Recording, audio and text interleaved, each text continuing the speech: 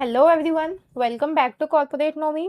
आज हम AML KYC का एक इम्पॉर्टेंट टॉपिक कवर करेंगे जो है डोरमेंट कंपनी। तो चलिए एक स्टोरी से शुरू करते हैं।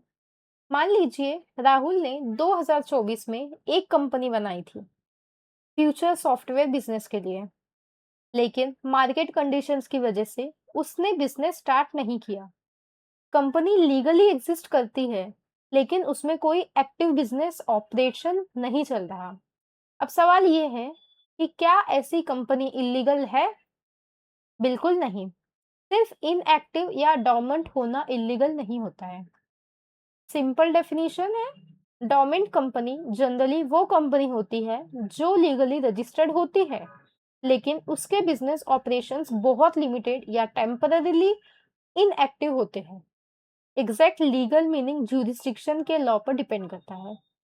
कुछ companies future products, intellectual products hold करने, रीस्ट्रक्चरिंग या बिजनेस रीस्टार्ट के लिए डोमेंट स्टेटस मेंटेन करती है। डोमेंट कंपनी और शेल कंपनी सेम नहीं होती है, इनका डिफरेंस देख लेते हैं। डोमेंट कंपनी टेम्पररीली इनएक्टिव हो सकती है, जबकि शेल कंपनी का concept generally limited business operations और उसके इंटेंडेड यूज से रिलेटेड होता है। एक रियल लाइफ एग्जांपल ले लेते हैं। एक स्टार्टअप कंपनी फंडिंग का वेट कर रही है। तब तक कंपनी एक्टिव ट्रेडिंग नहीं करती है, लेकिन रजिस्ट्रेशन मेंटेन रखती है। एमएल के वैसे पर्सपेक्टिव से एनालिस्ट को कंपनी का करंट बिजनेस स्टेटस, पर्पस और ओनरशिप स्ट्रक्चर समझना बहुत इंपॉर्टेंट होता है।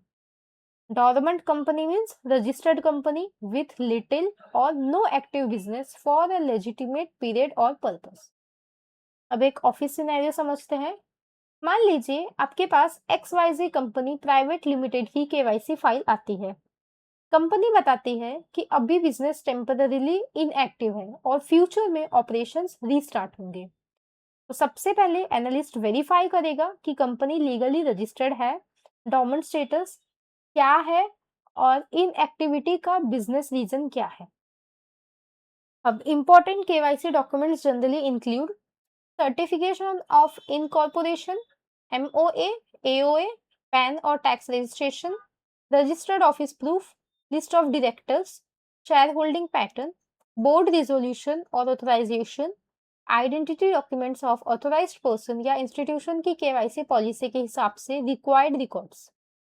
अब ऑथोराइज सिग्नेटरी समझते हैं। ये वो पर्सन होता है जो कंपनी की तरफ से डॉक्यूमेंट साइन या अकाउंट ऑपरेट करने के लिए ऑफिशियली ऑथोराइज्ड होता है। अब who is UBO? UBO identification, ownership और कंट्रोल के बेसिस पर एप्लीकेबल एएमएल रेगुलेशंस और इंटरनल पॉलिसी के हिसाब से की जाती है, चाहे कंपनी एक्टिव हो या डोरमेंट।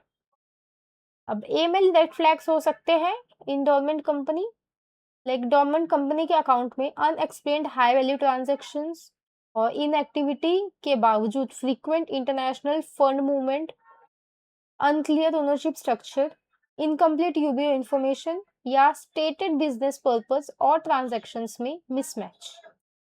एक प्रैक्टिकल एग्जांपल देखते हैं कि कंपनी कहती है कि वो डोरमेंट है, लेकिन अकाउंट में रेगुलर कमर्शियल पेमेंट्स और लार्ज ओवरसीज ट्रांसफर आ रहे हैं। एनालिस्ट को क्लैरिफिकेशन, सोर्स ऑफ फंड और सपोर्टिंग डॉक्यूमेंट्स वेरीफाई करने चाहिए। अब कुछ इंटरव्यू क्वेश्चंस हो सकते हैं, like what is dormant company, difference between dormant company and shell company, is a dormant company illegal, what are common AML red flags, how is UBO identified। Quick quiz, क्या dormant company legal exist कर सकती है? क्या dormant होने के बाद भी KYC required होती है? एनालिस्ट को सबसे पहले क्या वेरीफाई करना चाहिए?